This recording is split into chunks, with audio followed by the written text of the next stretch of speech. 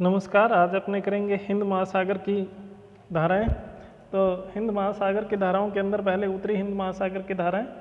जो उत्तरी हिंद महासागर की धाराएं हैं वो मौसम के अनुसार सर्दियों में अलग दिशा में और गर्मियों में अलग दिशा में, यानी मौसम के अनुसार अपनी दिशाएं हैं वो बदलती रहती है।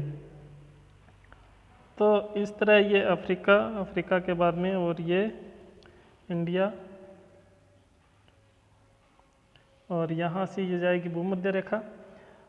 तो उत्तरी पूर्वी व्यापारिक पवनों के द्वारा उत्तरी जो हिंद महासागर है उसके अंदर विषुवतीय धारा है उसकी उत्पत्ति होती है, जो एक गर्म जल धारा है। ये आगे बढ़ते हुए अफ्रीका के तटों से टकराती है। तथा टकराने के बाद में इसकी मुख्य रूप से ये उत्तर की ओर बढ़ती है, जहाँ पर इसको सोमालिया की धारा कहते हैं। सोमालिया की धारा एक गर्म धारा है जो इस तरह आगे बढ़ती हुई भारत में प्रवेश करती है तथा एक दक्षिणी पश्चिमी मानसून के रूप में आगे बढ़ती है। इसका कुछ भाग ऊपर की ओर तथा कुछ भाग वापिस इधर की ओर चलते हुए वापिस इसी धारा के अंदर उत्तरी विषुवतीय जल धारा में मिल जाता है तथा ये एक घड़ी की सुई की दिशा में अपना चक्कर पूरा करती है। ये होता है ग्रीष्म काल के अंदर। सर्द काल में क्या होता है कि उत्तरी पूर्वी मानसून आता है जो भूमध्य सागर से उत्पन्न होने के बाद में जैसे भारत की ओर बढ़ता है, तो ये यहाँ से फिर भारत में तो अरब सागर के अंदर जाकर के इनकी दिशा है वो उल्ट जाती है। इनकी दिशा है वो उल्ट जाती है, यानी पहले ये हवाएं ग्रीष्म काल में इधर जा रही थी, जबकि सर्द काल में ये हवाएं वो इधर जाती है। और इस तरह ये अपना एक घड़ी की सुई की दिशा के विपरीत क्रम में अपना चक्कर पूरा करती है। तो उत्तरी हिंद महासागर के अंदर ग्रीष्म काल के अंदर जो हवाओं की दिशा वो घड़ी की सुई की दिशा में तथा सर्दकालीन में शीतकाल के अंदर ग्रीष्म काल में घड़ी की सुई की दिशा में और शीतकाल में घड़ी की सुई के विपरीत दिशा में अपना चक्कर पूरा करती है।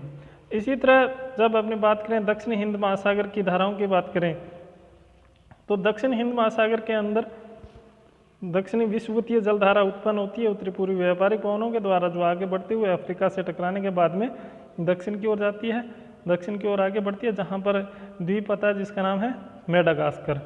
तो ये यहाँ मेडागास्कर के पास में दो भागों में बंट जाती है, एक मेडागास्कर के पश्चिम में और एक मेडागास्कर के पूर्व में।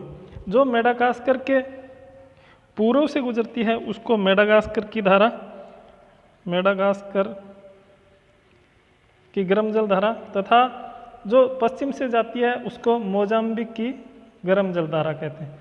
मोजाम्बिक गर्म जल धारा कहते हैं।